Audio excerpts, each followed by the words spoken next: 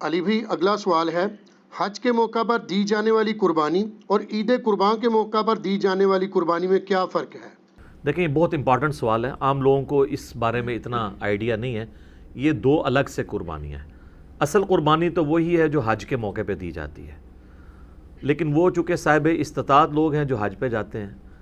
باقی لوگوں کو سنت ابراہیمی کے اعتبار سے اللہ تعالیٰ نے یہ گفٹ کے طور پہ، عبادت کے طور پہ یہ چیز دے دی، عید قربان کی قربانی۔ حج کی جو قربانی ہے اسے کہا جاتا ہے الہدیو یا ہدی، ہم اردو میں بول دیتے ہیں، اور جو عید قربان کی قربانی ہے اسے کہا جاتا ہے الاضحیہ یا اضحیہ، اضحیٰ، عید الاضحیٰ، یہ وہی لفظ قربانی والی عید۔ تو یہ دو قربانیاں آج کی ڈیٹ میں تو یقیناً یہ الگ ہیں، لیکن سنت ابراہیمی کے طور پہ اصل میں یہ قربانی حج کے موقع پر تھی، اور وہ بھی حج قران اور حج تمتع کے لیے، جو سورۃ البقرہ میں آیا کہ جو کوئی ایک سفر میں حج کے دوران عمرے سے نفع اٹھائے تو اسے اللہ تعالیٰ کے حضور قربانی دینی ہوگی، اور جو قربانی کی استطاعت نہیں رکھتا وہ 10 روزے رکھے گا۔ 3 روزے حج کے دنوں میں، یعنی وہ ذوالحجہ کے جو دن آتے ہیں پہلا عشرہ، اس میں بھی 10ویں تاریخ کو چھوڑ کے، اور 7 روزے گھر آ کر، پھر آیا تلک عشرۃ کاملہ، یہ ہوئے پورے 10۔ اور اس میں سورۃ البقرہ میں یہ بھی آیا کہ جب تک تمہاری قربانی قربان گاہ تک نہ پہنچ جائے تم اپنے سر کے بالوں کو نہیں مڈا سکتے، احرام سے آزاد نہیں ہو سکتے۔ اسی لیے حج قران مشکل ہوتا ہے، کیونکہ حج قران میں آپ جانور ساتھ گھر سے لے کے جاتے ہیں، تو جب تک وہ جانور قربان نہ ہو آپ احرام نہیں کھول سکتے۔ اب حج میں بڑے دن پڑے ہیں، آپ عمرہ کر کے بھی احرام کی پابندیوں سے آزاد نہیں ہوں گے جب تک کہ آپ حج بھی نہیں کر لیتے۔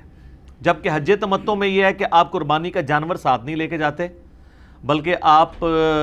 پہلے عمرہ کرتے ہیں، عمرے کے بعد احرام کھول دیتے ہیں، اور اس کے بعد پھر آپ حج کے لیے دوبارہ 8 ذوالحجہ کو ظہر کی نماز کے بعد احرام باندھ لیتے ہیں اور پھر منی چلے جاتے ہیں۔ لیکن قربانی حج تمتع میں بھی دینی ہوتی ہے، کیونکہ اس میں بھی آپ ایک ہی سفر میں حج اور عمرہ دونوں سے فائدہ اٹھا رہے ہیں۔ مشرکین عرب جو تھے وہ ایک سفر میں حج اور عمرہ کو جمع کرنے کو گناہ سمجھتے تھے۔ نبی علیہ السلام نے اس رسم کو توڑا، اور بخاری مسلم میں الفاظ ہیں جب صحابہ نے پوچھا یہ ہمارے لیے خاص ہے، آپ نے فرمایا نہیں، قیامت تک کے لیے حج اور عمرہ یوں داخل ہو گیا۔ آپ نے یوں انگلیاں داخل کر کے فرمائی کہ یہ میری امت کے لیے اب ہمیشہ کے لیے کامیابی ہے کہ اتنی دور سے کوئی خرچہ کر کے آئے گا تو ایک ہی سفر میں عمرہ اور حج کر لے، لیکن ایک وقت میں ایک ہی عمرہ وہ کرے گا۔ یہ جو مسجد عائشہ پہ وہ بار بار جا کے کرتے ہیں وہ تو بالکل بدعت ہے، ایک سفر میں ایک ہی عمرہ کرے گا۔ ہاں کوئی مدینہ شریف چلا گیا پھر وہ واپس آیا، وہ الگ بات، وہ کر سکتا ہے۔ تو وہ جو قربانی ہے وہ ہدی کہلاتا ہے، چاہے وہ قران والے ساتھ لے کے جائیں، چاہے وہ تمتع والے وہاں سے خرید کے اس وقت دیں، جو زیادہ تر لوگ تو حج تمتع کرتے ہیں۔ حج قران اور حج تمتع میں قربانی ہوتی ہے کیونکہ ایک ہی سفر میں آپ حج اور عمرے سے فائدہ اٹھا رہے ہیں، اس کے لیے پھر اللہ تعالیٰ نے آپ کو سمجھ لیں ایک عبادت کے طور پہ، ایک پینلٹی کے طور پہ اس کو کہہ لیں، واجبیت اس کی رکھتی ہے۔ البتہ جو صرف حج کرتا ہے، حج افراد، اکیلا حج، جنہوں پنجابی سے کہنے چھڑا حج ہی کرتا ہے، اس کے لیے قربانی نہیں ہوتی۔ اب جو غیر حاجی ہیں ان میں سنت یہ باقی ہے کہ وہ عید قربان کی قربانی کر لیں گے پوری دنیا میں جہاں پہ بھی ہیں، اسے کہا جاتا ہے اضحیہ قربانی، یہ حج والی جو عید قربان کی قربانی ہے۔ حاجیوں کے اوپر یہ قربانی نہیں ہوتی ہے، ان کی اپنی والی قربانی ہوتی ہے، بلکہ حاجیوں کے اوپر تو عید کی نماز بھی نہیں ہوتی، کیونکہ ان کی اس دن مصروفیات ہیں، ان کا وہ ایک مصروف ترین دن ہوتا ہے، کیونکہ وہ رات کو تھکے ہارے جو ہیں وہ 9 تاریخ کو 9 اور 10 کی درمیانی رات کو مزدلفہ میں پہنچے ہوتے ہیں عرفات سے، صبح سویرے انہوں نے اٹھ کے نماز پڑھنی ہے فجر کی، اور اس کے بعد سورج نکلنے کا انتظار کرتے ہی آپ نے پھر نکل پڑنا ہے، کنکریاں وہاں سے سمیٹ کے۔ تو پہلے دن آپ نے وہ بڑے شیطان کو، جو 3 ہے نا، جو قبلے کی طرف ہے وہ سب سے بڑے والا ہے، اور جو تھوڑے تھوڑے فاصلے کے اوپر ہے، اس کو آپ نے 7 کنکریاں مارنی ہیں، اس کے بعد آپ نے قربانی کرنی ہے، پھر آپ نے سر کے بال مڑوانے اور احرام کھول کے عام کپڑوں میں طواف زیارت کرنا ہے۔ تو حاجیوں کا دن وہ بڑا مصروف ہوتا ہے، اور ویسے بھی ان اوقات کے اندر وہ تو مینا کے اندر ہوتے ہیں، تو وہ جو خانہ کعبہ شریف میں آپ کو سرمنی دکھائی جا رہی ہوتی ہے نا عید کی نماز کی، وہ اس لیے آپ دیکھیں گے وہاں رش نہیں ہوتا، بہت کم لوگ ہوتے ہیں، اس لیے کہ زیادہ تر لوگ تو حج کر رہے ہوتے ہیں وہ وہاں پہ ہوتے ہیں. تو عید قربان کی جو قربانی ہے وہ اضحیہ کہلاتی ہے، عید الاضحیٰ بھی ہم کہتے ہیں اس دن کو. اور جو ہدی ہے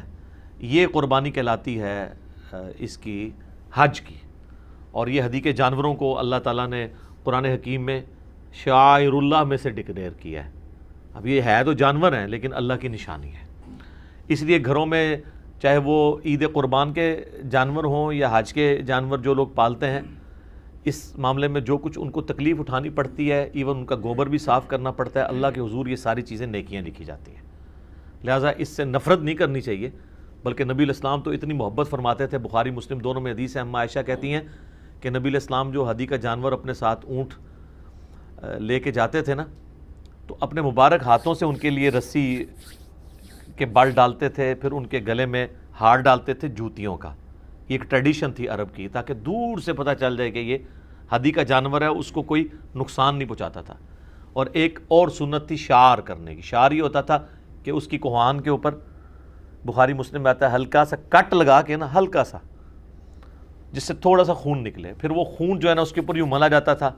وہ خون کا رنگ چڑھ جاتا تھا، جو اس چیز کی نشانی ہوتی تھی کہ یہ اللہ کی راہ کا جانور ہے.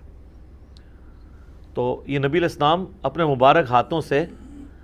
اس کو قلائدہ کہا جاتا ہے عربی کے اندر. قرآن میں بھی اس کا ذکر موجود ہے کہ جو ایسے جانور ہیں جن کے گلوں میں پٹے پڑے ہوئے ہیں. اسی سے تقلید کا لفظ بھی ہے، تقلید بھی پٹا ہوتا ہے نا،